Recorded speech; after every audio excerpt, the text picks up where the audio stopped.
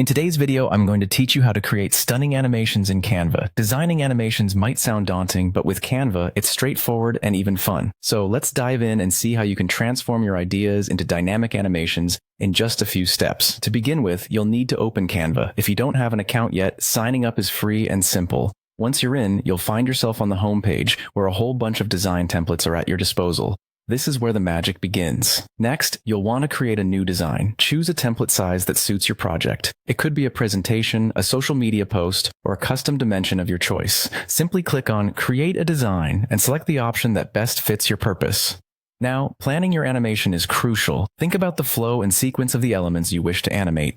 Having a clear vision will make the process smoother and the end result more cohesive. Once you have a plan, it's time to upload your images, icons, illustrations, or videos that you want to include.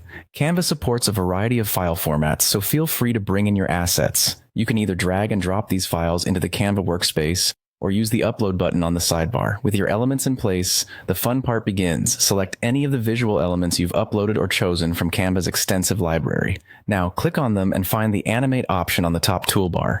Clicking this will open up a variety of animation options that you can apply to your selected element. From simple fades to dynamic bounces, explore different styles to see what suits your message best.